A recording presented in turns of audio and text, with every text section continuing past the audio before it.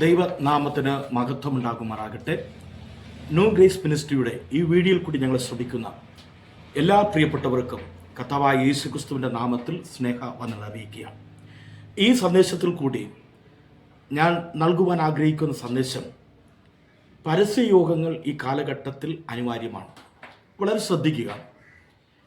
പരസ്യയോഗങ്ങളെ വിമർശിക്കുകയും സുവിശേഷ സന്ദേശത്തെ എതിർക്കുകയും ചെയ്യുന്ന വലിയൊരു കാലഘട്ടത്തിൽ നമ്മൾ നിൽക്കുമ്പോൾ പരസ്യയോഗങ്ങൾ അനിവാര്യമാണോ എന്നും എങ്ങനെ നമുക്ക് നല്ലൊരു പരസ്യയോഗ പ്രാസംഗികനായി തീരാൻ കഴിയുമെന്നും ചിന്തിക്കുന്ന കുറേ ചിന്തകളുമായിട്ടാണ് തുടർമാനമായിട്ടുള്ള ചില പ്രസംഗങ്ങളിൽ കൂടി ഞാൻ നിങ്ങളെ സന്ദർശിപ്പാൻ ആഗ്രഹിക്കുന്നത്.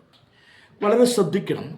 ക്രൈസ്തവ ശുശ്രൂഷയിലെ അല്ലെങ്കിൽ ദൈവിക ശുശ്രൂഷയിലെ ഏറ്റവും പ്രധാനപ്പെട്ട ഒരു ശുശ്രൂഷ പരസ്യയോഗമാണ്.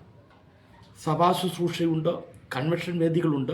അങ്ങനെ വ്യത്യസ്തമായിരിക്കുന്ന പല മേഖലകളിൽ ശുശ്രൂഷകൾ നിലനിൽക്കുമ്പോൾ തന്നെ ദൈവവചനം വളരെ പ്രാധാന്യത കൊടുക്കുന്ന അല്ലെങ്കിൽ ദൈവവചനത്തിൽ തുടർമാനമായിട്ട് കാണുവാൻ കഴിയുന്ന ഒരു ശുശ്രൂഷയാണ് പരസ്യ ശുശ്രൂഷ. വളരെ നമുക്ക് മനസ്സിലാക്കാൻ കഴിയുന്ന ഒരു കാര്യമാണ്. നമുക്ക് അക്വേറിയത്തിനകത്ത് ചൂണ്ടയിടുവാനും വളരെ എളുപ്പമാണ്. എന്നാൽ പുഴയിലും കടലിലും പോയി ചൂണ്ടയിടുന്നത് വളരെ ദുഷ്കരമായൊരു കാര്യമാണ്. അതുകൊണ്ട് തന്നെയാണ് പരസ്യയോഗങ്ങളെ ഒരു കൂട്ടം വ്യക്തികൾ മാറ്റിവെക്കുകയും അതിൽ നിന്ന് മാറി നിൽക്കുകയും ചെയ്യുന്നതിന് പ്രധാനപ്പെട്ട ഒരു കാരണം അതിൻ്റെ ബുദ്ധിമുട്ട് ഉള്ളതുകൊണ്ട് തന്നെ, അല്ലെങ്കിൽ അത് ചെയ്തെടുക്കുവാനുള്ള പ്രയാസമുള്ളത് കൊണ്ട് തന്നെയാണ്. അപ്പോൾ സഭയ്ക്കകത്ത് പ്രസംഗിക്കുന്നതിന് വേറെ തടസ്സങ്ങളൊന്നുമില്ല, വേറെ പ്രശ്നങ്ങളൊന്നുമില്ല. കാരണം എളുപ്പമാണ്. എല്ലാ സാഹചര്യങ്ങളും അനുകൂലമാണ്. പ്രതികൂലങ്ങളോ പ്രതിസന്ധികളോ ഒന്നും തന്നെയില്ല. പക്ഷേ പുറത്തുപോയി സുവിശേഷം പ്രസംഗിക്കുന്നതിന് വളരെയധികം ബുദ്ധിമുട്ട് ഉണ്ട് എന്നൊരു യാഥാർത്ഥ്യം മനസ്സിലാക്കിക്കൊണ്ട് ഈ കാലഘട്ടത്തിൽ വളരെ ശക്തരെന്ന് നമ്മൾ അനുമാനിക്കുന്ന, വളരെയധികം പ്രാഗൽഭ്യമുള്ള, കഴിവും സാമ്പത്തികവും ഒക്കെ ഉള്ള പലരും ഈ ശുശ്രൂഷയിൽ നിന്ന് മാറി നിൽക്കുകയും മറ്റു പലതിലേക്ക് ശ്രദ്ധ തിരിക്കുകയും ചെയ്യുന്നതായിട്ട് നമുക്ക് കാണാൻ കഴിയും. എന്നാൽ വിശുദ്ധ വേദപുസ്തക അടിസ്ഥാനത്തിൽ ഏറ്റവും കൂടുതൽ പ്രസംഗങ്ങൾ നടന്നിട്ടുള്ളത് പരസ്യയോഗങ്ങളിലാണ്. ആദ്യത്തെ പരസ്യയോഗം എന്ന് നമുക്ക് പറയാൻ കഴിയുന്ന നോഹയുടെ പ്രസംഗങ്ങളാണ്. ദൈവത്തെ അറിയാത്ത അല്ലെങ്കിൽ ദൈവത്തെ മനസ്സിലാക്കാൻ കഴിയാത്ത ഒരു ജനതയുടെ മുന്നിൽ ദൈവിക സന്ദേശം നൽകുക എന്നതാണ് പരസ്യയോഗങ്ങളുടെ മുഖ്യമായിരിക്കുന്ന ലക്ഷ്യം. അങ്ങനെയാണെങ്കിൽ നോഹ പെട്ടകം തീർത്ത ശേഷം, അല്ലെങ്കിൽ പെട്ടകം പണിയുന്ന സമയത്ത് നോഹ വരുവാനുള്ള ന്യായവിധിയെക്കുറിച്ച് ജനത്തെ പ്രസംഗിച്ച് ബോധവൽക്കരിക്കപ്പെടുവാനിടയായിത്തീർന്നു. അല്ലെങ്കിൽ താൻ പ്രസംഗിച്ചു. ആര് രക്ഷിക്കപ്പെട്ടെന്നോ ആര് പെട്ടകത്തിൽ കടന്നു എന്നതോ എന്ന് ചോദ്യചിഹ്നമല്ല. പ്രസംഗിക്കുവാൻ ദൈവം നമ്മളെ അയച്ചിട്ടുണ്ടെങ്കിൽ പ്രസംഗിക്കുക. പരസ്യയോഗത്തിൻ്റെ പിതാവ് എന്നറിയപ്പെടുന്നത് വേണമെങ്കിൽ നോഹ എന്ന് നമുക്ക് അനുമാനിക്കാൻ കഴിയും. കാരണം അതുവരെ കേൾക്കാത്തൊരു സന്ദേശം ജനത്തിൻ്റെ അടുക്കൽ പ്രസംഗിക്കുകയാണ്. വളരെ ശ്രദ്ധിക്കുക. ഈ നമ്മൾ പ്രസംഗിക്കുന്ന പ്രസംഗത്തിൻ്റെ ഒരു പ്രത്യേകത, നമ്മൾ മാത്രം ഗ്രഹിച്ചതും നമ്മുടെ കേൾവിക്കാരൻ ഇതുവരെ ഗ്രഹിക്കാത്തതുമായ ഒരു സന്ദേശമാണ്. അപ്പോൾ ഈ സന്ദേശം അവരുടെ മുമ്പിൽ പ്രസംഗിക്കുമ്പോൾ അവർ സ്വീകരിക്കാനും സ്വീകരിക്കാതിരിക്കുവാനുമുള്ള സാധ്യതകൾ വളരെ കൂടുതലാണ്. എന്നാൽ നമ്മെ ദൈവം വിളിച്ചിരിക്കുന്നത് പ്രസംഗിപ്പാനാണ്. അവർ സ്വീകരിക്കുക എന്നത് അവരുടെ ഇഷ്ടവും ദൈവത്തിൻ്റെ പദ്ധതിയുമാണ്. അവർ സ്വീകരിക്കണം എന്ന ആഗ്രഹമാണെന്നാണ് നമുക്കുള്ളത്. എന്നാൽ പ്രസംഗിക്കുക എന്നതാണ് ഏറ്റവും ഏറ്റവും അനുഗ്രഹിക്കപ്പെട്ട ഒരു പദവി എന്ന് പറയുന്നത്. കവലകളിൽ പ്രസംഗിക്കുക, അല്ലെങ്കിൽ തെരുവീഥികളിൽ പ്രസംഗിക്കുക, സുവിശേഷ സന്ദേശം അറിയാത്തവരോട് പ്രസംഗിക്കുക. അതാണ് ഏറ്റവും ശക്തമായ ശുശ്രൂഷ, ഏറ്റവും വലുതായിട്ട് ദൈവവചനത്തിൽ കാണുവാൻ കഴിയുന്ന ഒരു കാര്യം. നമുക്ക് മനസ്സിലാക്കാൻ കഴിയുന്നത്, നോഹ മാത്രമല്ല ഈ സന്ദേശം പറഞ്ഞത്. വിശുദ്ധ വേദപുസ്തകത്തിൻ്റെ ആരംഭം മുതൽ അവസാനം വരെ ദൈവത്തെ അറിയാത്ത ഒരു വ്യക്തിയുടെ മുന്നിൽ ദൈവിക സന്ദേശം പകരുന്നതിനെയാണ് പരസ്യ ശുശ്രൂഷയായിട്ട് ആധുനിക കാലഘട്ടത്തിൽ വിശദീകരിക്കുവാൻ അല്ലെങ്കിൽ ആ പദം കൊണ്ട് ഉപയോഗിക്കുന്നത്. നമുക്കറിയാം, മോശ ദൈവത്തെ അറിയാത്ത, ദൈവകൽപ്പന അറിയാത്ത ഒരു രാജാവിൻ്റെ മുന്നിൽ ചെന്ന് ദൈവിക സന്ദേശം കൈമാറുകയാണ്.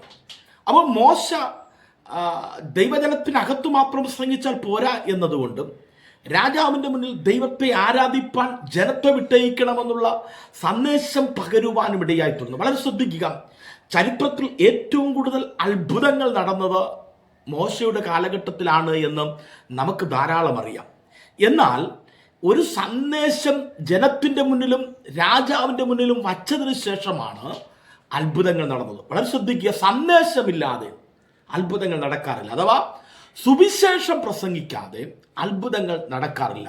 ആദ്യം സുവിശേഷം പ്രസംഗിക്കുക, പിന്നെ അത്ഭുതം. ഇന്ന് ആധുനിക ലോകത്ത് പല മീറ്റിങ്ങുകളും പല സുവിശേഷ യോഗങ്ങളെന്ന പ്രകല്പനം കൊള്ളുന്ന പരസ്യമായി നടത്തുന്ന കൺവെൻഷനുകളിലും സുവിശേഷ സന്ദേശം പ്രസംഗിക്കാതെ അത്ഭുതം നടക്കുവാനുള്ളൊരു പരിശ്രമം നടത്തുന്നുണ്ട്. പലതും പരാജയപ്പെട്ടു പോകുന്നുണ്ട്. എന്നാൽ വിശുദ്ധ വേദപുസ്തകം പറയുന്നു, അപ്പോസ്തലന്മാർ പ്രസംഗിച്ച വചനത്തെ പരിശുദ്ധാത്മാവ് അത്ഭുതങ്ങളാലും അടയാളങ്ങളാലും ഉറപ്പിക്കുവാനിടയായിപ്പെടും. അങ്ങനെയാണെങ്കിൽ നമ്മൾ പറയുന്ന സന്ദേശം അത് ദൈവിക സന്ദേശമാണ്. അതിൻ്റെ പിന്നിലൊരു നിയോഗമുണ്ട്.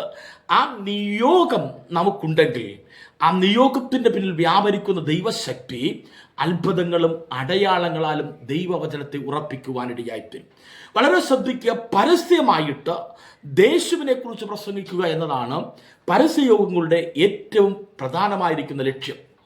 നമുക്ക് മനസ്സിലാക്കാൻ കഴിയുന്നത് പരിശുദ്ധാത്മ നിയോഗമുള്ള ഒരു വ്യക്തിക്ക് മാത്രമേ ഈ ശുശ്രൂഷ ചെയ്യാൻ കഴിയത്തുള്ളൂ. വളരെ ശ്രദ്ധിക്കുക, ആധുനിക കാലഘട്ടത്തിൽ ഒരു സഭാ ശുശ്രൂഷ ചെയ്യുന്നതിന് ഒരാൾക്ക് പരിശുദ്ധാത്മാഭിഷേകം വേണമെന്നില്ല. തിയോളജിയും ദൈവവചന ശാസ്ത്രവും സഭാ പരിപാലനത്തെക്കുറിച്ചുള്ള പഠനങ്ങളും ഒക്കെ നടത്തിക്കഴിഞ്ഞാൽ ഒരു സ്ഥാപനമെന്ന രീതിയിൽ നടത്തുന്നതിന് യാതൊരു തടസ്സങ്ങളുമില്ല.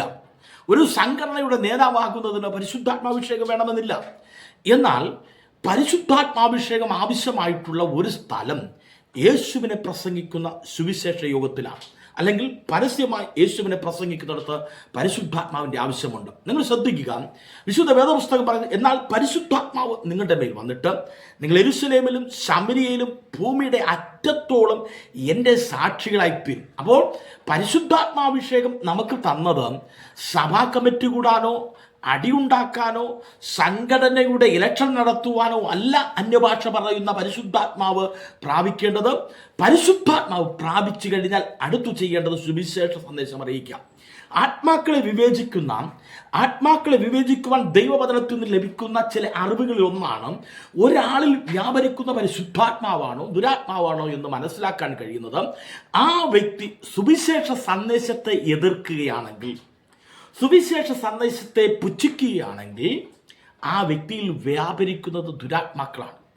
അതിനേതൊരു വ്യത്യാസവുമില്ല. പരിശുദ്ധാത്മാവുള്ള ഒരു വ്യക്തി അതിനെ എതിർക്കുവാനോ അതിനെ വിമർശിക്കുവാനോ നിൽക്കുകയില്ല. കാരണം ദൈവിക സന്ദേശമാണ്. വളരെ ശ്രദ്ധിക്കുക, വലിയ വലിയ പാസ്റ്റേഴ്സ് എന്ന് പറയുന്ന പലരും ഇത്തരത്തിലുള്ള സുവിശേഷ യോഗങ്ങളെ കാണുമ്പോൾ അവർക്കാകപ്പാട് ഒരു പ്രശ്നമാണ്. മാനസികമായിട്ട് അവരെന്തോ ആയിപ്പോകൊണ്ട് അതിനെ നിശ്ചിതമായി വിമർശിക്കുകയാണ്. അങ്ങനെ വിമർശിക്കുന്നുവെങ്കിൽ, അല്ലെങ്കിൽ സുവിശേഷ മേഖലകളിൽ സുവിശേഷ സന്ദേശത്തെ എതിർക്കുന്ന ഒരു ചിന്താഗതി നമ്മുടെ ഉള്ളിലുണ്ടെങ്കിൽ നമ്മളിൽ പരിശുദ്ധാത്മാവല്ല എന്നതാണ് യാഥാർത്ഥ്യം. പരിശുദ്ധാത്മാവ് വന്നാൽ സുവിശേഷം പ്രസംഗിക്കും. പരിശുദ്ധാത്മാവ് വന്നാൽ യേശുവിൻ്റെ സാക്ഷിയായി തീരും. അപ്പോൾ പരസ്യയോഗം അല്ലെങ്കിൽ പരസ്യമായി യേശുവിനെ പ്രസംഗിക്കുക എന്നത് വിശുദ്ധ തിരുവെഴുത്തിൽ നമുക്ക് ആദ്യോടന്തം കാണുവാൻ കഴിയുന്നൊരു കാര്യമാണ്. വളരെ ശ്രദ്ധിക്കുക, പഴയ നിയമം കഴിഞ്ഞിട്ട് പുതിയ നിയമത്തിലേക്ക് വരുമ്പോൾ യേശു കർത്താവ് പരസ്യമായിട്ട് സുവിശേഷം പ്രസംഗിച്ചവനാണ്. പരസ്യമായിട്ട് ഏതെങ്കിലും സിനഗോഗിൽ മാത്രം പ്രസംഗിക്കുന്നവനോ സിനഗോഗിനകത്ത് നിൽക്കുവാനോ അല്ല ആഗ്രഹിച്ചത്. യേശുവിൻ്റെ ശുശ്രൂഷ ഗിരിപ്രഭാഷണങ്ങൾ നമുക്കറിയാം.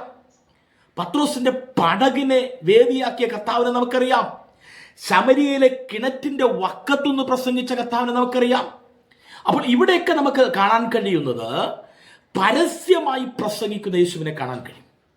സ്തെഫാനോസ് യേശുവിൻ്റെ സുവിശേഷം അറിയാത്ത ഒരു ജനതയുടെ മുന്നിലാണ് പ്രസംഗിച്ചത്. അരയോപക കുന്നിൽ നിന്നുകൊണ്ട് പൗലോസ് പ്രസംഗിച്ചത് സുവിശേഷമാണ്. പുഴവക്കിൽ നിന്ന് പൗലോസ് പ്രസംഗിച്ചു.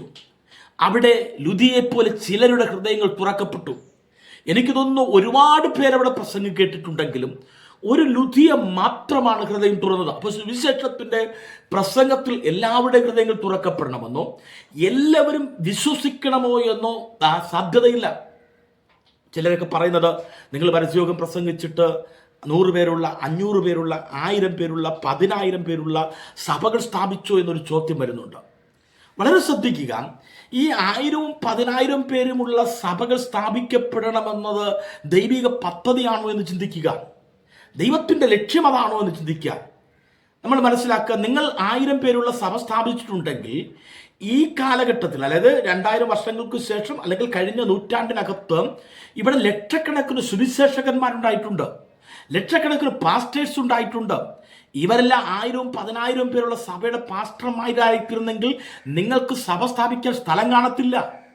അപ്പോൾ നിങ്ങൾക്ക് ലഭിച്ച കൃപയുടെ അല്ലെങ്കിൽ നിങ്ങൾക്ക് ലഭിച്ച പദ്ധതി അനുസരിച്ച് നിങ്ങൾ വലിയൊരു സഭയുടെ പാസ്റ്റർ ആയിരിക്കാം. പക്ഷേ ഒറ്റയ്ക്ക് നിന്ന് സുവിശേഷം പ്രസംഗിക്കുന്നവരെ എതിർക്കാൻ നിങ്ങൾക്ക് കഴിയത്തില്ല.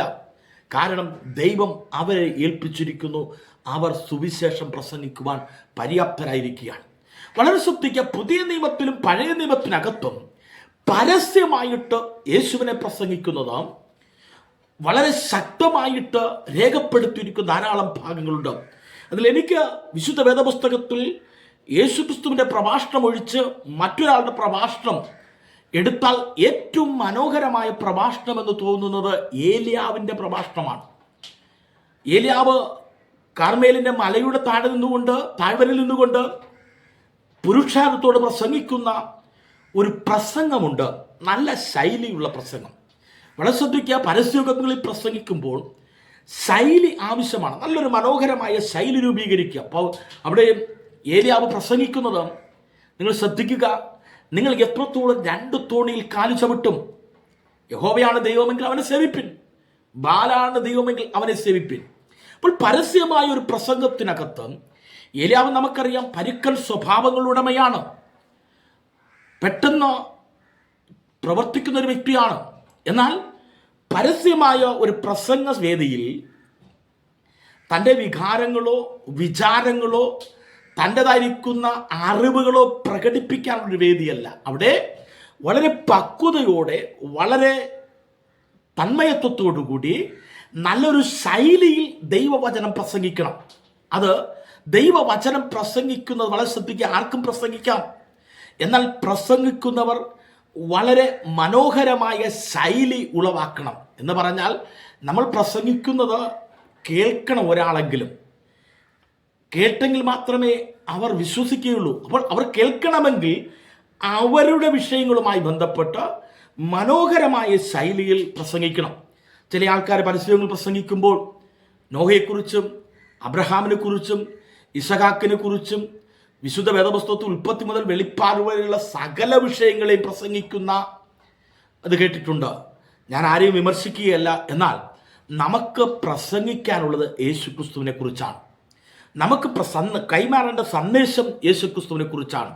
അപ്പോൾ അതിന് നമുക്ക് ആവശ്യം അവരുടെ പ്രശ്നം എന്താണെന്ന് പഠിച്ചുകൊണ്ട് നമ്മൾ പ്രസംഗിക്കുമ്പോൾ അവരഭിമുഖീകരിക്കുന്ന വിഷയങ്ങൾ, അതിൽ ഒരുപാട് ഉദാഹരണങ്ങൾ പറയാൻ കഴിയും. ഇന്ന് മനുഷ്യൻ അഭിമുഖീകരിക്കുന്ന പല ഉദാഹരണങ്ങളെ നമ്മൾ എടുത്തുകൊണ്ട് നമുക്ക് ഒരു സന്ദേശം കൈമാറാൻ കഴിയും.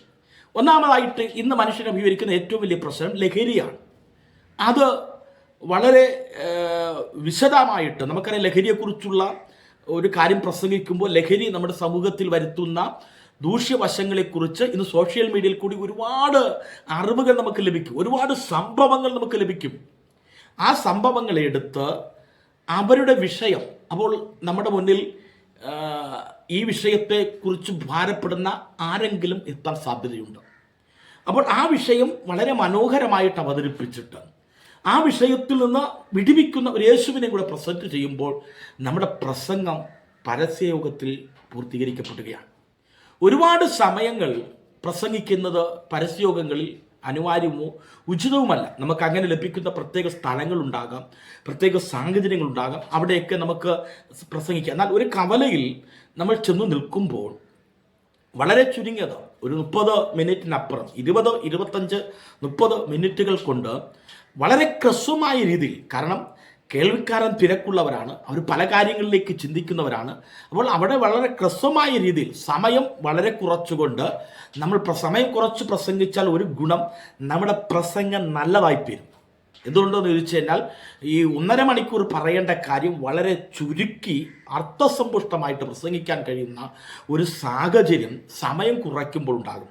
ചിലക്ക് പരസ്യങ്ങൾക്ക് ഒരുപാട് 1 മണിക്കൂർ കർത്താവിൻ്റെ വരവും അതിനുശേഷമുള്ള അനന്തര സംഭവങ്ങളും ഇങ്ങനെ ഒരുപാട് കാര്യങ്ങൾ ഇങ്ങനെ പ്രസംഗിച്ചു പോകും. അതിനൊന്നും ജനത്തിന് കേൾക്കാൻ താല്പര്യമുള്ളതാകില്ല. അപ്പോൾ വളരെ കുറച്ച് സമയം എടുത്തുകൊണ്ട് വളരെ ഹ്രസ്വമായി നിന്നുകൊണ്ട് വളരെ അർത്ഥസമ്പുഷ്ടമായിട്ട് അവരുടെ പ്രശ്നങ്ങളെ എടുത്തു പറഞ്ഞുകൊണ്ട്, അപ്പോൾ ഈ പറയുന്നത് എന്നെക്കുറിച്ചാണ് എന്ന് ഒരു ബോധ്യത വരണം.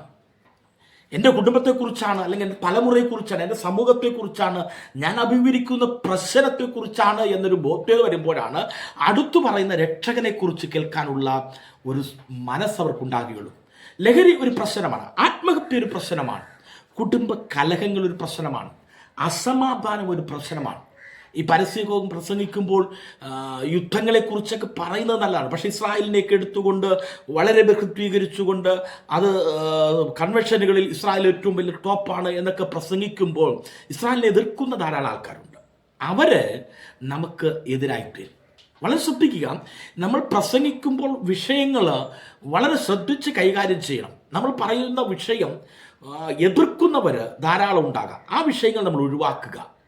ഒരു രാഷ്ട്രീയ പ്രസ്ഥാനത്തെക്കുറിച്ച് പ്രസംഗിക്കുക. നമുക്കറിയാം ടി.പി. ചന്ദ്രശേഖരനെ വെട്ടിയ കാര്യങ്ങളൊക്കെ നമുക്കറിയാം. ഇതൊക്കെ ചിലർ പരസ്യങ്ങൾ പ്രസംഗിക്കും, തെറ്റെന്ന് ഞാൻ പറയുന്നില്ല.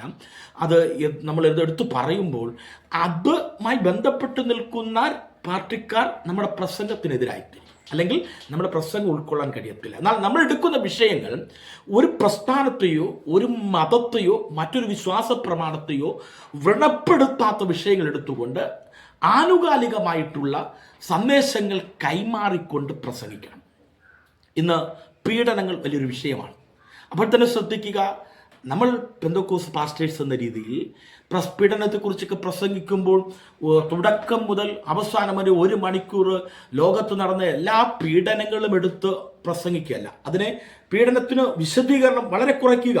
ആവശ്യമില്ലാതെ അങ്ങനെ പിടിച്ചു ഇങ്ങനെ പിടിച്ചു വിശദീകരിച്ച്, അല്ലെങ്കിൽ വളരെ അതിനെ വിശദീകരിച്ച് ജനങ്ങളിൽ മറ്റൊരു വികാരം ഉണ്ടാക്കുന്ന പീഡന പ്രസംഗമാകരുത്. നമ്മുടെ പ്രസംഗം പീഡനത്തെക്കുറിച്ച് പ്രസംഗിച്ച് പലരെയും പീഡനത്തിന് പ്രേരിപ്പിക്കുന്നതായി തീരുവാനിടയായിത്തീരുന്നത്. അപ്പോൾ സമൂഹം അഭിമുഖീകരിക്കുന്ന പല പ്രശ്നങ്ങളും നമുക്ക് അവരുടെ മുമ്പിൽ എടുത്തു കാട്ടുവാനും ചൂണ്ടിക്കാണിക്കുവാനുമുണ്ട്. അതെടുത്തു കാട്ടിക്കൊണ്ട് നമ്മൾ പ്രസംഗിക്കണം. അപ്പോൾ തന്നെ മനസ്സിലാക്കുക, ഈ പ്രസംഗം നമ്മൾ പ്രസംഗിക്കുമ്പോൾ നമ്മൾ തുടക്കം ഒരു വന്ദനം പറഞ്ഞാണ് തുടങ്ങുന്നത്. എന്നാൽ എപ്പോഴും നമ്മൾ വന്ദനം പറയുമ്പോൾ അവിടെ ധാരാളം പാസ്റ്റേഴ്സ് നമ്മളെ കൂടെ കാണും, പ്രസ്ഥാനങ്ങളുണ്ടായിരിക്കും. നമ്മൾ പരസ്യം നടത്തുന്ന പ്രസ്ഥാനത്തിൻ്റെ ഒരു പേര് ഒരിക്കൽ ഉദ്ധരിക്കുന്നത് കൊണ്ട് തെറ്റല്ല. എന്നാൽ മനസ്സിലാക്കുക, അതിനൊരു വല്ലാത്ത വിശദീകരണം കൊടുക്കേണ്ട ആവശ്യമില്ല. എൻ്റെ പ്രസംഗ രീതി അനുസരിച്ച് പല സ്ഥലങ്ങളിലും വിളിക്കുന്ന പ്രസ്ഥാനത്തെക്കുറിച്ച് ഞാൻ പറയാൻ നിൽക്കാറില്ല. കാരണം ഈ പ്രസ്ഥാനത്തെക്കുറിച്ച് കേൾക്കുവാൻ താല്പര്യമുള്ളവരല്ല, ആ പ്രസ്ഥാനത്തെക്കുറിച്ചല്ല അറിയേണ്ടത്, സന്ദേശമാണ് അറിയുക. എന്നാൽ ഒരു സഭയുടെ ഗർഭിൽ നമ്മളൊരു പരസ്യം നടത്തുമ്പോൾ ആ സഭയെ പരിചയപ്പെടുത്താം. പലപ്പോഴും പരസ്യയോഗങ്ങളിൽ ലീഡ് ചെയ്യുന്ന പാസ്റ്റർ എടുത്തു കാണിക്കുക, അതിന് സംഘാടകർ എടുത്തു വലിയ വിശദീകരിക്കുക. അതിനേക്കാൾ ഉപരി നമ്മൾ അവർക്കൊരു വന്ദനം ചെയ്തുകൊണ്ട് ഒരു മനോഹരമായ ശൈലിയെ നമ്മൾ ആരംഭിക്കുന്ന ഒരു പ്രസംഗം, അതാണ് ആവശ്യം. ഒരുപാട് വിശദീകരിച്ചുകൊണ്ട് അവിടെ ഇരിക്കുന്ന വന്ന ആൾക്കാരെയൊക്കെ വിശദീകരിച്ച് വല്ലാതെ ബൂസ്റ്റ് ചെയ്യുന്നത് കവലയിൽ ആവശ്യമുള്ള ഒരു കാര്യമല്ല. കാരണം അവിടെ എന്നെയും നിങ്ങളെ അറിയുന്ന ആരുമില്ല, അല്ലെങ്കിൽ എന്നെ നിങ്ങളെ അറിഞ്ഞിട്ട് ഗുണമുണ്ടാകുന്ന ഒരു വ്യക്തിയും അവിടെയില്ല. അവിടെ അറിയപ്പെടേണ്ടത് യേശുവിനെയാണ്. അതുകൊണ്ട് യേശുവിനെ ഉയർത്തുന്ന പ്രസംഗങ്ങളായിരിക്കും. അപ്പോൾ തന്നെ കവലയിൽ പ്രസംഗിക്കുമ്പോൾ പലപ്പോഴും ഒരുപാട് വാക്കുകൾ ഇങ്ങനെ ചെറുപറ വന്ന് ആരും ശ്രദ്ധിക്കാതെ പോകുന്ന ഒരു സംഭവം ഉണ്ടാകും. അതിന് ഞാനീ പറഞ്ഞതുപോലെ അവരെ സ്പർശിക്കുന്ന ഒരു വിഷയമെടുത്ത് നമ്മൾ അതിനെ ഒരു ചെറിയ വിശദീകരണം കൊടുത്തു, അതെന്താണെന്ന് അവർ മനസ്സിലാക്കാൻ കഴിയുന്ന ഒരു ആശയ സംവിധാനം ചെയ്തിട്ട് അത് കഴിഞ്ഞാൽ പിന്നെ നമ്മൾ ചവറ് വർത്താനങ്ങൾ, ആവശ്യമില്ലാത്ത വാക്കുകൾ ഉപയോഗിക്കാതെ അതുപോലൊരു ഉദാഹരണം, അതായത് ഒരു മാലയിൽ മുത്തുകോർക്കുന്നത് പോലെ പല പല സംഭവങ്ങളെ എടുത്തടിക്കടിക്കടിക്ക് വയ്ക്കുക. ഇതിനിടയ്ക്ക് അല്പം പോലും ഗ്യാപ്പ് വരാത്ത, മറ്റ് ആശയ സംവിധാനങ്ങൾ വരാത്ത ഒരു രീതിയിൽ അവതരിപ്പിച്ചു കഴിഞ്ഞാൽ വളരെ മനോഹരമായിരിക്കും. നമുക്ക് ഇന്ന് നിരീക്ഷണം ഉണ്ടായിരിക്കണം. നമുക്ക് ഇന്ന് നിരീക്ഷിച്ചു കഴിഞ്ഞാൽ ഒരുപാട് സംഭവങ്ങൾ നമുക്ക് പരസ്യയോഗത്തിന് കവലകളിൽ പ്രസംഗിക്കാനുണ്ട്. ഒരുപാട് മദ്യപത്തിൻ്റെ പ്രശ്നങ്ങൾ, ലഹരിയുടെ പ്രശ്നങ്ങൾ, ഒരുപാട് സംവിധാനങ്ങൾ നമുക്ക് കേൾക്കാൻ കഴിയും. ഇതൊക്കെ എടുത്തുകൊണ്ട് നമുക്ക് വളരെ മനോഹരമായിട്ട്, അതായത് ഒന്നിന് പുറകെ ഒന്നിന്, അതായത് ഞാൻ പറഞ്ഞു വന്നത്, നമ്മളിപ്പോൾ ഒരു ലഹരിയുടെ ഒരു ദൂഷ്യവശത്തെക്കുറിച്ച് പറഞ്ഞു, അടുത്ത് അതുപോലൊരു വിഷയത്തെക്കുറിച്ച് പറഞ്ഞു. അപ്പോൾ ഒന്നിന് പുറകെ ഒന്നൊന്നായിട്ട് ഇങ്ങനെ അടുക്കി വച്ചിക്കാം. നമ്മളൊരു സ്റ്റെപ്പ് കയറുന്നത് പോലെയാണ് പരസ്യയോഗ പ്രഭാഷണം എന്ന് പറയുന്നത്. അതായത് നമ്മൾ ഒരു സ്റ്റെപ്പ് കയറി മനുഷ്യനെ അഭിമുഖീകരിക്കുന്ന ഒരു പ്രശ്നം, നമ്മൾ അവിടെ നിൽക്കുക. അവിടെ നിന്നിട്ട് നേരെ യേശുക്രിസ്തുവിനെ കുറിച്ച് പ്രസംഗിച്ചിട്ട് പിന്നെ അടുത്ത സ്റ്റെപ്പ് കയറി പ്രസംഗിക്കുന്ന ഒരു ശൈലി പലരിലും ഉണ്ട്. പക്ഷെ അത് സ്വാഭാവികമായിട്ട് നമ്മുടെ പ്രസംഗത്തെ ഉൾക്കൊള്ളുവാനൊരു തടസ്സമായിരിക്കും. എന്ന് പറഞ്ഞാൽ നമ്മൾ പ്രസംഗത്തിൽ തുടക്കം ലഹരിയെക്കുറിച്ച് പറഞ്ഞു, അടുത്ത് യേശുക്രിസ്തുവിനെ കുറിച്ച് പറഞ്ഞു, പിന്നെ ലഹരിയെക്കുറിച്ച് പറഞ്ഞു, പിന്നെ യേശുക്രിസ്തുവിനെ കുറിച്ച് പറഞ്ഞു, പിന്നെ ലഹരിയെക്കുറിച്ച്, എന്ന് പറഞ്ഞാൽ ഒരു ഓർഡർ ഇല്ലാത്ത രീതിയിൽ മാറ്റപ്പെടും. അതിന് പകരം നമ്മൾ അവരുടെ പ്രശ്നങ്ങൾ എന്തൊക്കെയാണ് പറയാനുള്ളത് അത് അവതരിപ്പിച്ചു കഴിഞ്ഞിട്ട് യേശുക്രിസ്തുവിനെ കുറിച്ച് പറയാൻ കഴിയും. പലപ്പോഴും നമുക്ക്, ഞാൻ ഈ ഈ വീഡിയോ കേൾക്കുന്നവർ തുറന്ന മനസ്സോടെ ചിന്തിക്കുകയാണെങ്കിൽ നമുക്ക് ഏറ്റവും കൂടുതൽ പ്രസംഗിക്കാൻ ബുദ്ധിമുട്ടുള്ള വിഷയം യേശുക്രിസ്തുവാണ്.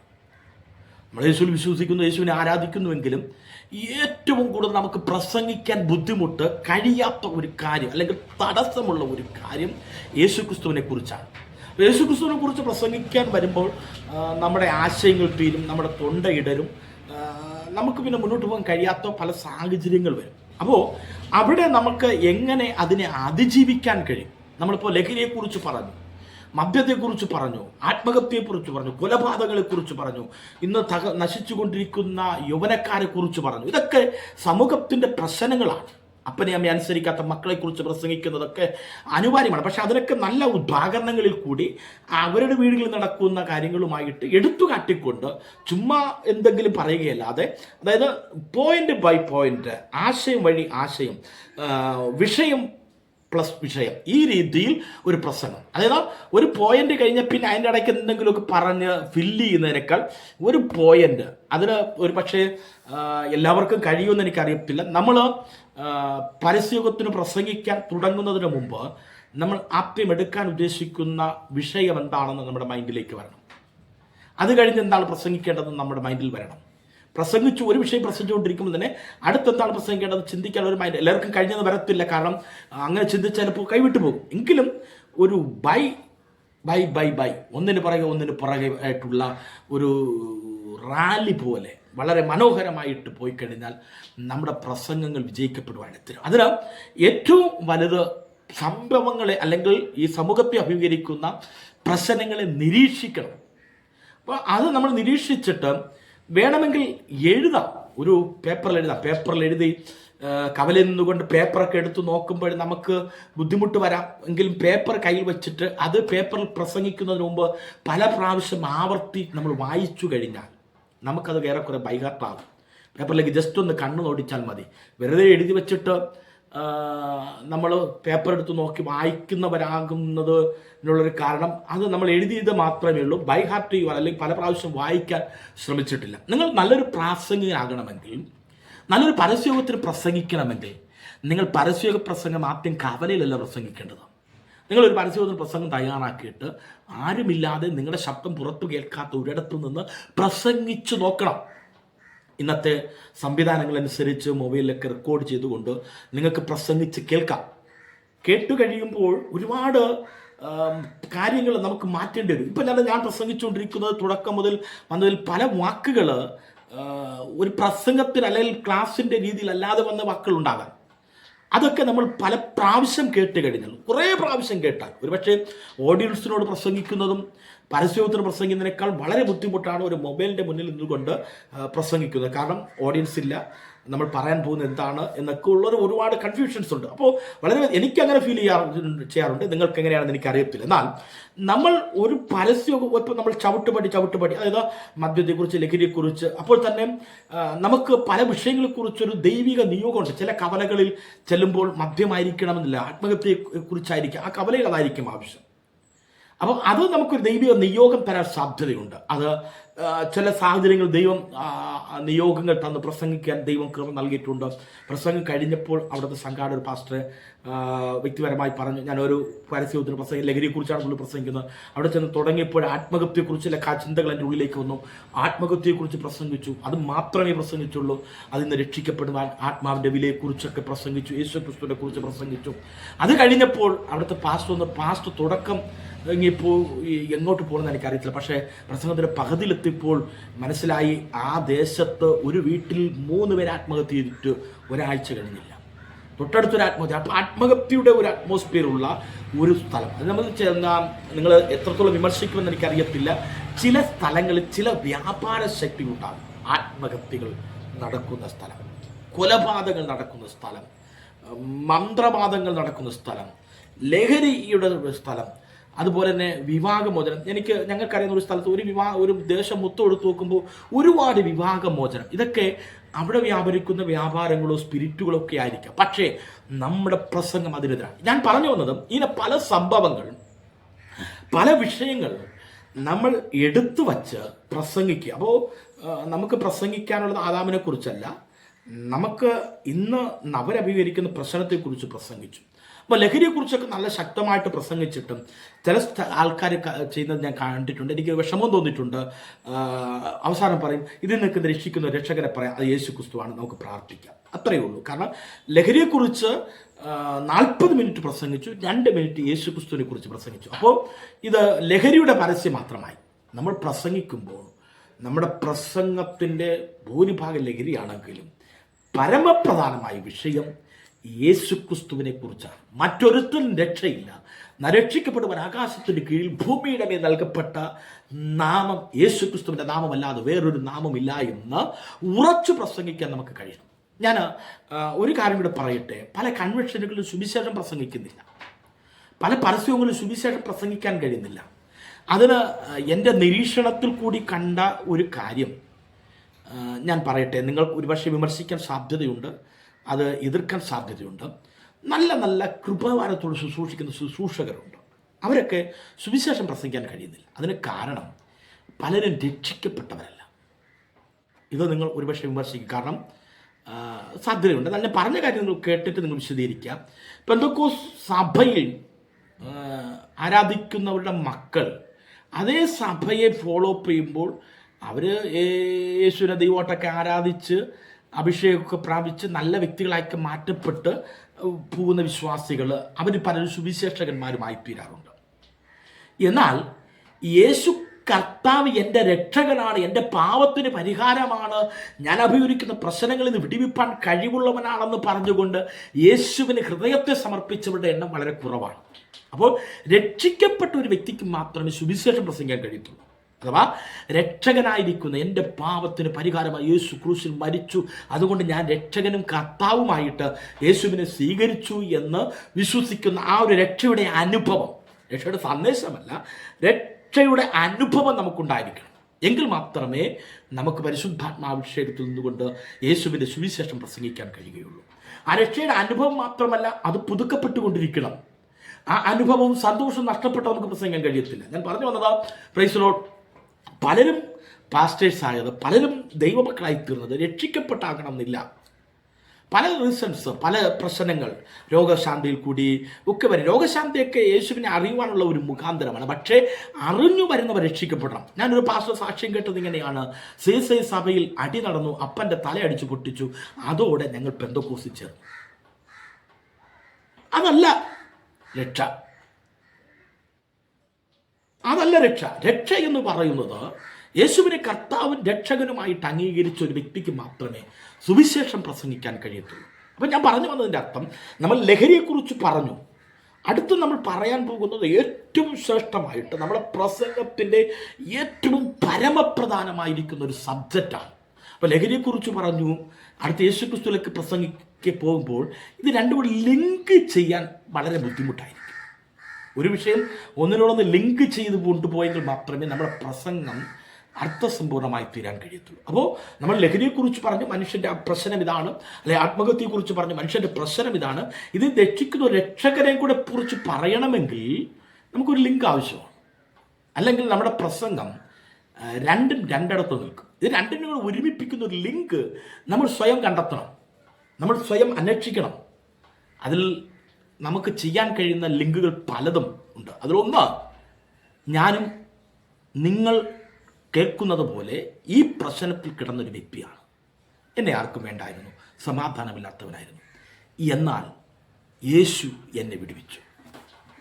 അപ്പോൾ നമ്മൾ പ്രസംഗിച്ച വിഷയവും നമ്മൾ പറയാൻ പോകുന്ന യേശുവുമായിട്ട് ലിങ്കായി. അതിനുശേഷം യേശു ക്രിസ്തു പാപികളെ രക്ഷിക്കുന്നു എന്ന സന്ദേശം കൂടെ കൈമാറുമ്പോഴാണ് നമ്മുടെ പ്രസംഗം ബ്ലസ്സായി തീരുവാൻ കഴിയുന്നത്. പലരും നരകത്തെക്കുറിച്ച് പ്രസംഗിക്കാറുണ്ട്. പറ്റുമെങ്കിൽ വളരെ ചുരുക്കമായിട്ട് നിങ്ങളുടെ ആത്മാവ് നരകത്തിൽ പോകുക, അതിനൊക്കെ വളരെ ചുരുക്കി പോവുക.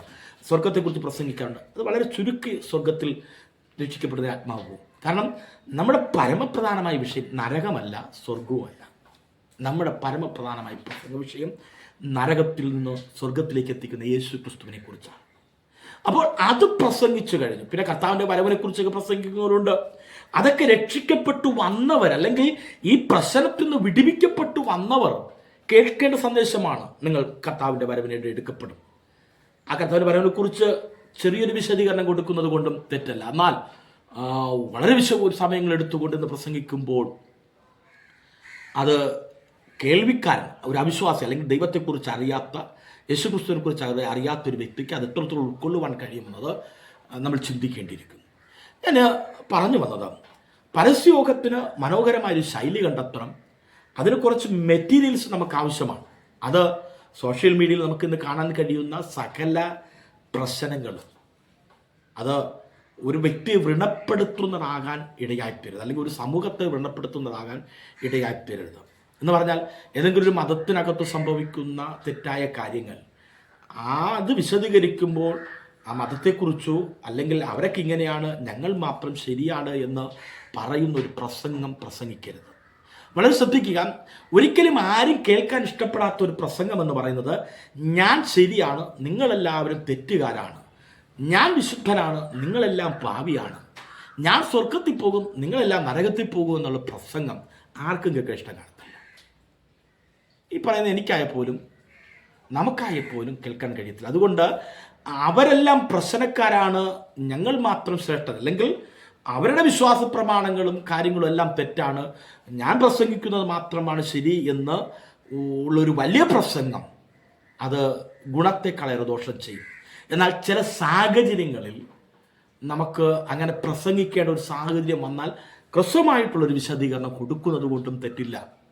അത് ചില സാഹചര്യങ്ങൾ എന്ന് പറഞ്ഞാൽ, ഞാൻ ഒരിടത്ത് പ്രസംഗിക്കാൻ ചെന്ന് നിന്നപ്പോൾ തുടങ്ങിയപ്പോഴേ അവിടെ നിന്നുകൊണ്ട് പറഞ്ഞു, പെന്തക്കോസ്താരന്മാരെല്ലാം അടിക്കണം, കാരണം യുവമാരെ ഈ കിടന്ന് വിളിക്കുന്നത്. ഞാൻ ആ പ്രസംഗത്തിൻ്റെ ഉടനെ തുടക്കത്തിലെ എടുത്തവരെ അങ്ങ് അടിച്ചു കൊല്ലുകയും ചെയ്യരുത്, നമുക്ക് ഒരു ബുദ്ധിയുണ്ട്, കുറേ കാര്യങ്ങൾ പറഞ്ഞു വന്നിട്ട്, ഞാനൊരു പെന്തക്കോസിലെ പാസ്റ്ററാണ്, ഞാൻ പെന്തക്കോസ് പാസ്റ്റർ എന്ന രീതിയിൽ ഞാൻ അഭിമാനിക്കുന്നു. കാരണം കേരളത്തിനകത്ത് ഏറ്റവും കുറച്ച് മദ്യപാനികളുള്ള ഒരു സമൂഹം പെന്തക്കോസ് സമൂഹമാണ്. കാരണം ഞങ്ങളുടെ സഭ മദ്യപാനത്തെ എതിർക്കുകയാണ്.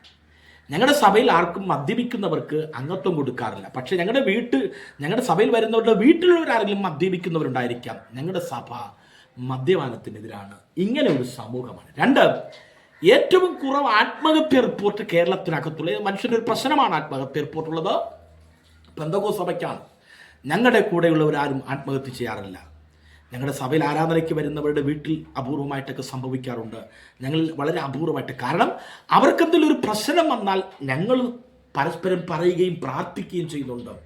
അതുപോലെ തന്നെ വിവാഹമോചനം ഏറ്റവും കുറഞ്ഞ നമ്മുടെ സമൂഹത്തിലുണ്ട് എങ്കിലും ഏറ്റവും കുറവുള്ള, ഇതൊക്കെ പറയാൻ കഴിയും. ഞാൻ പറഞ്ഞു വന്നതിൻ്റെ അർത്ഥം, നമ്മുടെ സമൂഹത്തെ ഏറ്റവും വലുതായിട്ടെടുത്തു കാട്ടുന്ന ഒരു പ്രസംഗം അല്ല നമുക്ക് ആവശ്യം. ആ നിൽക്കുന്ന വ്യക്തികൾ അഭിമുഖീകരിക്കുന്ന പ്രശ്നം അവരാണ് നമുക്ക് വലുത് എന്നുള്ളൊരു ചിന്ത നമുക്കുണ്ടാകണം. ഇനി വളരെ ശ്രദ്ധിക്കുക, നമ്മുടെ പരസ്യയോഗ പ്രസംഗത്തിൻ്റെ ലക്ഷ്യം നമ്മളെ ഉയർത്തുകയല്ല, യേശുവിൽ വിശ്വസിക്കണം. നമുക്ക് പരസ്യയോഗ പ്രസംഗത്തിന് കഴിയത്തില്ലെങ്കിൽ കഴിവുള്ള മറ്റുള്ളവരെ ഭരമേൽപ്പിക്കുന്നത് നല്ലതാണ്. നമ്മൾ എത്ര പരിശ്രമിച്ചിട്ടും കഴിയുന്നില്ല എങ്കിൽ കഴിവുള്ളവരെ മറ്റുള്ളവരെ ഭരമേൽപ്പിക്കണം. ചില ഉണർവ് യോഗങ്ങളിൽ പ്രസംഗിക്കുന്ന പോലെ കവലയിൽ കിടന്ന് വിളിയും ബഹളവും ഒക്കെ കാണിക്കുന്നത് തെറ്റാണ്. അതൊരിക്കലും അനുയോജ്യമായ കാര്യമല്ല. ഞാൻ പറയുന്നത് നമ്മുടെ സഭകളിൽ കൺവെൻഷനുകളിൽ വയ്ക്കുന്ന മൈക്ക് സിസ്റ്റത്തിൽ കൂടി പുറത്തേക്ക് പോകുന്ന സന്ദേശം വിളിയും ബഹളവും ആകരുത്. ആ സമയത്ത് കട്ട് ചെയ്തിട്ടാലും കുഴപ്പമില്ല. നമ്മുടെ അന്യഭാഷ ആരാധിക്കുന്ന സമയത്ത് ഔട്ടൊക്കെ കട്ട് ചെയ്തിട്ടാലും വലിയ കുഴപ്പമില്ല. കേൾക്കേണ്ട സന്ദേശം പുറത്ത് കേൾപ്പിക്കുക. സോഷ്യൽ മീഡിയയിലും വളരെ ശ്രദ്ധിക്കുക. നമ്മൾ ആരാധിക്കുന്നതും ഭൂതം ഉറക്കുന്നതും ഛർദ്ദിപ്പിക്കുന്നതും ഒക്കെ നമ്മുടെ സഭയുടെ ആഭ്യന്തര വിഷയങ്ങളാണ്. അത് പൊതുജനത്തിൻ്റെ മുമ്പ് ഇട്ടുകൊണ്ട് നമ്മളെ അവഹേളിപ്പിക്കുവാനുള്ളതല്ല. അതൊക്കെ പരമാവധി കുറയ്ക്കാൻ കഴിയുന്നിടത്തോളം പ്രാർത്ഥന ദൈവവും നമ്മളുമായിട്ടുള്ളത്. സോഷ്യൽ മീഡിയ കൂടി പ്രാർത്ഥിക്കാൻ പാടില്ല. ഫേസ്ബുക്കിൽ വന്നിരുന്ന സ്വത്രം പറഞ്ഞ് പ്രാർത്ഥിച്ചുകൊണ്ടിരിക്കുന്ന പലരുമുണ്ട്. പക്ഷെ പ്രാർത്ഥന നമ്മുടെ ആഭ്യന്തര വിഷയമാണ്. പുറത്ത് കേൾക്കേണ്ട ഒരു സന്ദേശമുണ്ട്, അത് പുറത്ത് കേൾപ്പിക്കുക. അകത്ത് കേൾക്കേണ്ട ഒരു സന്ദേശമുണ്ട്, അത് അകത്തും കേൾപ്പിക്കുവാനുള്ള മനസ്ഥിതി നമുക്കുണ്ടായിരിക്കണം. നല്ലൊരു പരസ്യയോഗ പ്രസംഗനായി തീരണമെങ്കിൽ വളരെ നിരീക്ഷണം ഉണ്ടായിരിക്കണം. വളരെ അടുക്കും ചിട്ടയുമായിട്ട് പ്രസംഗിപ്പാൻ കഴിയും. നമ്മൾ പ്രസംഗത്തിന് അടുക്കും ചിട്ടയും ഇല്ലെങ്കിൽ നമ്മുടെ പ്രസംഗം പരാജയപ്പെടും. ധാരാളം പരസ്യയോഗത്തിൽ പ്രസംഗിക്കുന്ന പ്രിയപ്പെട്ടവർ, അവരോട് ഞാൻ ചോദിക്കട്ടെ, നിങ്ങളുടെ പരസ്യയോഗ പ്രസംഗത്തിനകത്ത് നിങ്ങൾ കണ്ണോടിച്ച് നോക്കും, നിങ്ങളുടെ പ്രസംഗം ശ്രദ്ധിക്കുന്ന ആരെങ്കിലും ഉണ്ടോ എന്ന് മനസ്സിലാക്കണം. ഒരു 4-5 പ്രസംഗത്തിനകത്ത് നിങ്ങളുടെ പ്രസംഗം ശ്രദ്ധിച്ച് കേട്ട് നിങ്ങളെ നോക്കി നിൽക്കുന്ന ചിലരെങ്കിലും ഇല്ലെങ്കിൽ നിങ്ങളുടെ പ്രസംഗം പരാജയമാണ്. ചിലർക്ക് പ്രസംഗിക്കുമ്പോഴേ ആൾക്കാരങ്ങ് പോവും. നമ്മുടെ പ്രസംഗത്തൊക്കെ ആൾക്കാർ പോവും. എങ്കിലും നമ്മുടെ പ്രസംഗം മറ്റുള്ളവർ കേട്ട് മനസ്സിലാക്കാൻ കഴിയുന്നു എന്ന് നമ്മൾ ഉറപ്പ് വരുത്തണം. നമ്മൾ ശ്രദ്ധിക്കണം. നമ്മൾ പ്രസംഗിക്കുന്ന പ്രസംഗത്തിന് മൂല്യമുണ്ട്. ഏറ്റവും ശ്രേഷ്ഠകരമായിരിക്കുന്ന ഒരു ശുശ്രൂഷയാണ് ദൈവം നമ്മളെ ഭരമേൽപ്പിച്ചിരിക്കുന്നത്. അതുകൊണ്ട് ഏറ്റവും ശക്തമായിട്ടുള്ള പരസ്യയോഗ പ്രഭാഷണം ഉണ്ടാകണം. അതുപോലെ തന്നെ സൗണ്ട് സിസ്റ്റം നമ്മൾ ക്രമീകരിക്കുന്നത് ജനത്തിന് കേൾക്കുവാൻ തക്ക രീതിയിലുള്ള ഒരു സൗണ്ട് സിസ്റ്റം, ഏറ്റവും നല്ല രീതിയിൽ ഒരു സൗണ്ട് സിസ്റ്റം ക്രമീകരിക്കുന്നത് നന്നായിരിക്കും. അലറി വിളിച്ചുള്ള പ്രസംഗങ്ങൾ ഒഴിവാക്കുക. നമ്മുടെ വാക്കുകൾ വളരെ ശ്രദ്ധയോടെ അടുക്കും ചിട്ടയുമുള്ളതായി നമ്മൾ പ്രസംഗിക്കുമ്പോൾ അറിയാതെ ചില വാക്കുകളൊക്കെ വന്നു പോകും. അത് ഏത് മനുഷ്യൻ, പക്ഷേ അത് ഒരു പ്രസംഗത്തിൻ്റെ വളരെ വളരെ മൈനർ സമയത്ത്, അതായത് 30 മിനിറ്റ് പ്രസംഗിക്കും, 1 മിനിറ്റ് നമ്മുടെ വാക്കുകൾ ആശയസമ്പുഷ്ടതയിൽ അത് വെറും വാക്കുകൾ വരരുത്. അതുപോലെ തന്നെ പ്രസംഗിക്കുമ്പോൾ മറ്റുള്ളവർക്ക് കേട്ടാൽ അറപ്പുളവാകുന്ന വാക്കുകൾ എല്ലാം ഒഴിവാക്കണം. അതൊക്കെ ഒഴിവാക്കിക്കൊണ്ട് മനോഹരമായൊരു പ്രസംഗത്തിലേക്ക് നമ്മൾ നയിക്കപ്പെടുവാനിടയായിത്തീരട്ടെ. ദൈവം അനുവദിച്ചാൽ ഇതുപോലെയുള്ള സന്ദേശവുമായിട്ട് ഞാൻ ഇനിയും വരും. കാരണം ദൈവം നമ്മെ ഏൽപ്പിച്ച ശുശ്രൂഷ ശക്തമായിട്ട് ചെയ്യണം, നല്ല രീതിയിൽ ചെയ്യണം. ഈ കാലഘട്ടത്തിൽ 1000 പരസ്യയോഗ പ്രാസംഗരുണ്ടെങ്കിലും പ്രസംഗിക്കാൻ വേദിയുണ്ട്, കേൾക്കാൻ ആളുണ്ട്. നിങ്ങൾക്ക് നല്ലൊരു പ്രഭാഷണ ശൈലിയിലേക്കും നല്ലൊരു ശുശ്രൂഷയിലേക്കും ദൈവം നിങ്ങളെ നയിക്കട്ടെ എന്ന് ആശംസിച്ചുകൊണ്ട് ന്യൂ ഗ്രേസ് മിനിസ്ട്രിയുടെ ആഭിമുഖ്യത്തിൽ നടക്കുന്ന എല്ലാ ശുശ്രൂഷകളെ ഓർത്ത് പ്രാർത്ഥിക്കുക. ദൈവം നിങ്ങളെ സഹായിക്കട്ടെ. നിങ്ങൾക്ക് നല്ലൊരു പരസ്യയോഗ പ്രഭാഷകനായി തീരുവാനുള്ള അഭിഷേകം നിങ്ങൾക്കുണ്ടാകട്ടെ, നിയോഗം നിങ്ങൾക്കുണ്ടാകട്ടെ. വിളിച്ച വിളി മനസ്സിലാക്കുക. നമ്മുടെ പ്രസംഗം യേശുവിനെ രക്ഷകനായി സ്വീകരിപ്പാൻ വേണ്ടിയിട്ടാണ്. യേശുവിനെ കുറിച്ചുള്ള അവിശ്വാസ ജനങ്ങളിൽ പരത്താനല്ല, വിശ്വാസം പരത്താനുള്ള ചിന്തയോടുകൂടി പ്രസംഗിപ്പാൻ ദൈവം നിങ്ങൾക്ക് സഹായിക്കട്ടെ എന്ന് ആശംസിച്ചുകൊണ്ട് എൻ്റെ വാക്കുകൾ ചുരുക്കുന്നു. ദൈവം നമ്മെ അനുഗ്രഹിക്കട്ടെ.